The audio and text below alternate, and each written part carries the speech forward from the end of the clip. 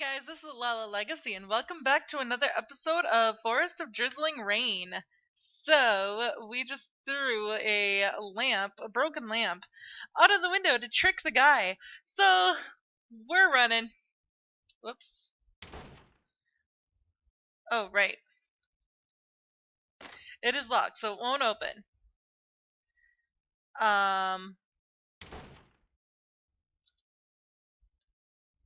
Is there anything that I can get? Drawer is empty now. Wait, what do I have? I have a silver key.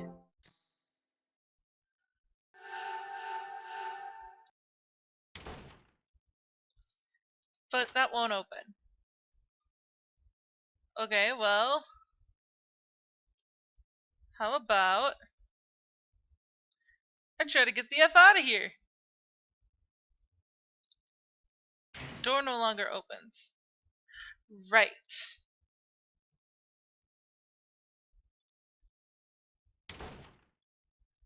Well, how do I get out then? Through here? No. I forgot what I'm supposed to do.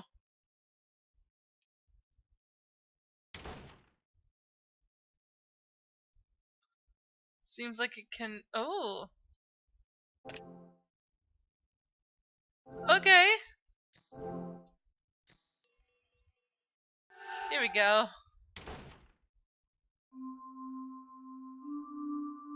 What the heck is this?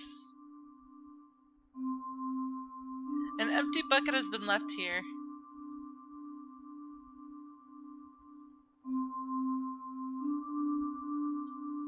Some kind of heavy lid is on top.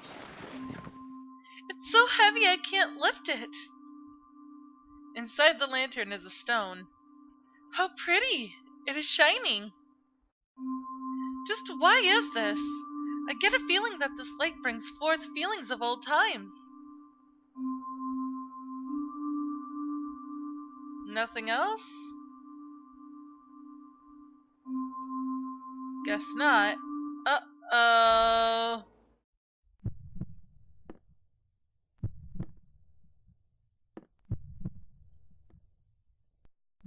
What do I do?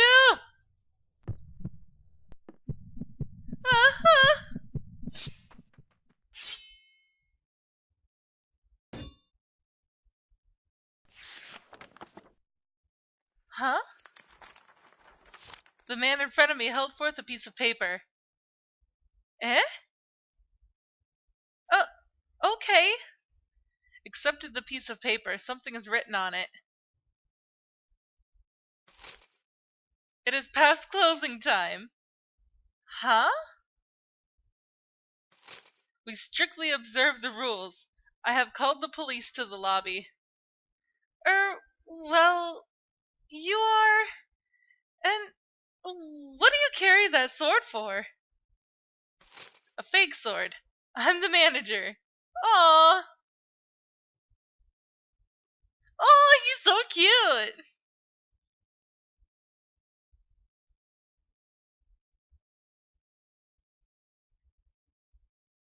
And then I took Sukima to her house, so... Really, how many times has this been? Causing such trouble to the manager of this place, Suga-kun. And making your parents worry, too. I'll return alone. Besides, I have no intention of causing trouble for Mochizuki, too. You shouldn't say that. Please reflect on your actions. Oh, right. Suga-kun. She seems to have come here on a visit for some kind of business. She seems to have come from afar. I sent her here from the station, but how about we talk about that? Of course she wouldn't talk. Oniisan is scared, so this isn't the time. Really, the manager here is helplessly incomprehensible. Sukima! Sorry. Yes. There are things that I haven't talked about yet, but I've come to know most of what I wanted to know. Oh, I see. Isn't that great? Yes, I was actually originally a resident of this home, the grandchild of Kanzaki Keiichiro. There have been various circumstances, so I came here to confirm them. That's surprising. So so that's why you came to this kind of countryside, right? So there really was someone who was related to this house by blood. Yes.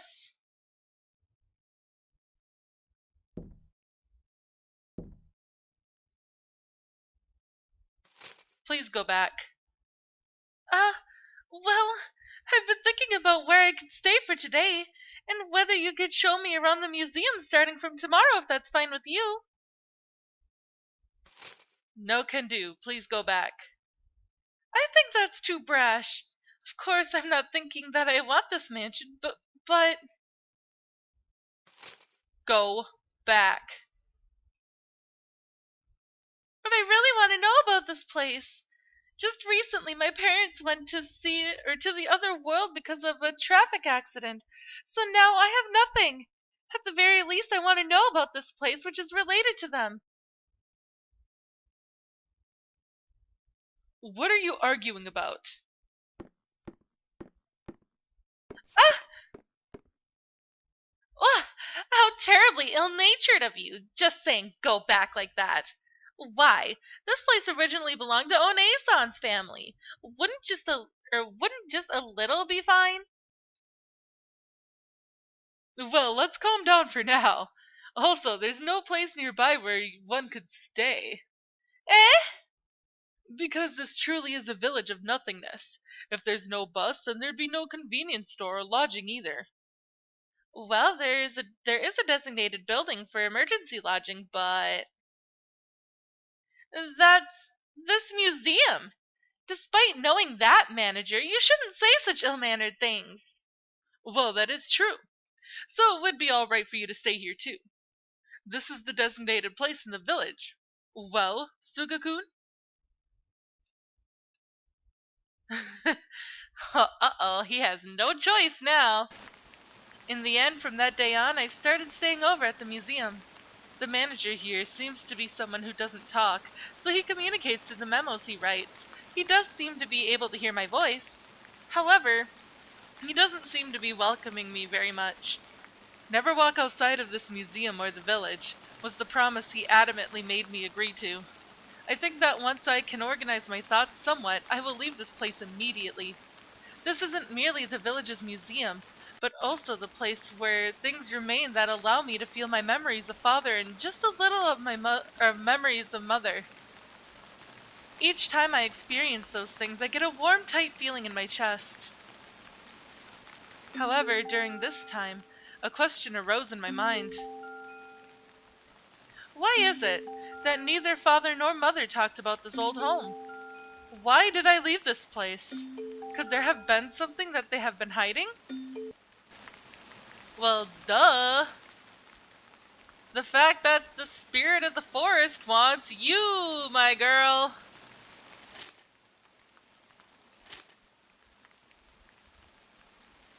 The rain has become quite terrible.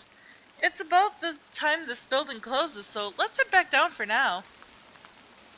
Okay. And before I do that, I'm gonna save. Whee! Run, run, run, run, run, run, run. Oh, hey! Oniisan. Feeling fine? I'm quite fine, but Oniisan, are you okay spending your time every day in a place like this? Yes, I feel quite alright. Ah, yes. It did feel like so. Oniisan, you're not quite... Never mind. There's things that'd be better not to worry about. What do you always do here? Nothing in particular. I just sometimes read a book that catches my attention and sleep. Do you like this place? This place is quiet, and the unpleasant kids from school don't come near me here. So it's quite relaxed here. About Officer Mochizuki. He's quite a meddlesome, carefree, kind of thick-headed pusher. Do you not really like him that much? He's somewhat dislikable. He's not from this village originally, so he brings a different atmosphere. In fact, I can't quite understand him. Maybe it's because he's an old man. I see. For a middle schooler, Mochizuki is an old man. Besides, before this, it wasn't noisy in patrol cars, really. What about the manager? Like a black telephone pole. He's quite a gloomy, serious, fast, and a little strange person. Perhaps he's been here since old times. It also seems like he didn't talk at all back then either. Surely not different in age from you, Oniisan, perhaps. Though, in the first place, people from the village don't really come here much, and because the manager is like that, even less would come here. Certainly, even if that's a fake sword, it's a little... Speaking of which, I've always thought that the manager was someone who belonged to this home. But that was actually you, wasn't it, Oniisan? Heck yeah, it was! Okay. So where is the manager? Oh, it's locked now. Okay. Well, he's not in here. Is he back here? Hi!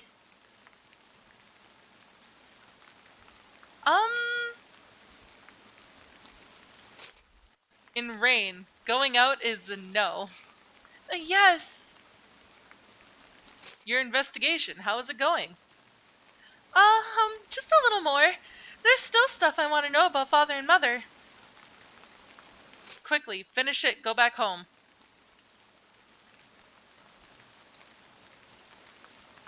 Okay.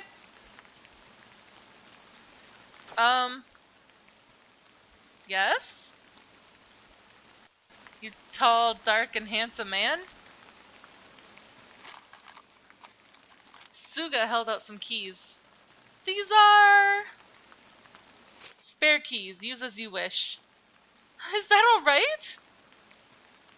Thank you! Aw, Suga! Yay! Let's go upstairs. To that one room that I could not access before. Game, I swear to God. Game! Thank you. Okay. It's locked. It won't open. But I just had the spare keys. Maybe they're to the front door then? I don't know. I can't just go out as I please. Sure you can. You're your own person. I don't see why not. Wait, can I really not? Oh, 3 keys with right, middle, and left. Ah! I should have looked at that first. I should have, but I didn't, and I'm a stoop. Okay, let's try this first. Seems like it could be opened with a key in hand. Let's go in. Hi. Children's room. Please let's all not make too much noise and get along, okay? Sure. Worn out toys. Somehow they feel nostalgic. Books for children have been placed here. More books. Handmade picture book. Do not go into the forest. Read. Do not go into the forest. Since the Kotori Obake likes children, if you go into the forest alone, you will be eaten. Even if you are not alone. If you end up making a promise with the Kotori Obake, you and your friends will then have to do sad, painful things. Don't ever think that monsters don't exist. No matter how much adults say that it doesn't exist, if you are a child, you will be eaten by the Kotori Obake. So you must absolutely never go into the forest. Oh my. Author, illustrator, Suga. She's like, Can I not look at these? On top of a tall stand is a bottle with something shining bluish white inside. Worn out toys. Somehow they feel nostalgic. Okay, well, we checked that out. So let's save real quick. And then there's a small hole opened here. Alright.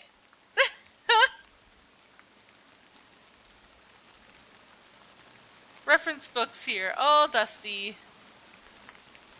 Oh, they're shiny shinies. Asakawa Village, Incidents and Stories.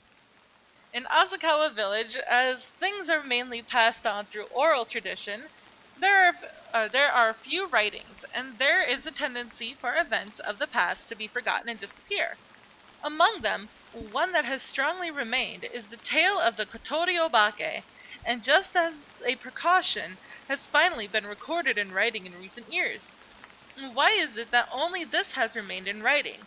Is because of incidents that occurred in the past of Asakawa Village, or in Asakawa Village. It is said to be because in Asakawa Village these incidents are ones of children frequently disappearing in the past. Asakawa Village is a settlement surrounded by mountains on all sides, and the disappearance of children is also due to the mountainous region. The children who disappeared almost never returned to the village, and when they were only found as corpses. As it occurred quite frequently, the paths going into one part of the mountain region is now forbidden from anyone to enter. However, in recent years, due to the development of the village, there have recently been voices raised questioning the legend that made entry into the mountainous region forbidden. Interesting. Asakawa Village, History of Disappearance. In Prefecture, Asakawa Village was an old settlement. It was isolated in the mountains, so it was not convenient coming to this village, and there were few who came back and forth from that place. There was very little farming, and produce was provided by the village management. Furthermore, there are signs of trade in crystals in the past, but due to the reduction in the supply of crystals, mining is not performed nowadays. These crystals were used as protective charms since time immemorial, and were mainly accessories given to children. Furthermore, many mysterious legends surround these crystals, and they are also called stones of forgetfulness. But many aspects, like its origin, remain a mystery and are not recorded in writing. Asakawa Village, which mainly has a history that is passed down orally, has been on a course of losing its oral traditions and history as each generation passes. And finally, Asakawa Village, Ogami-san. In whatever prefecture, Asakawa Village, it is said that from time immemorial, there was a popular spiritual dealer called Ogami-san. Only a tiny amount of writing concerning Ogami-san has been confirmed. The existence of an Ogami-san can be seen in all parts of this country, but in this village, those who are called this name seem to mainly perform prayers. However, in this village, only a human who satisfies a certain restrictive condition is acknowledged as the Ogami-san. Those who become Ogami-san are adults, and the growth of this person into an adult has a tendency not to be revealed to the public. Nowadays, the political power of the Ogami-san is small compared to the past, and it is said that their disappearance is only a matter of time. Furthermore, the village management denies the existence of the Ogami-san, and opposition can be seen between those who work to improve the village's image and the elderly who look to that with unease. Interesting. Okay, I'm gonna save since I read all of those. Now let's go out, because we have one more room to go in, which is the first room up here.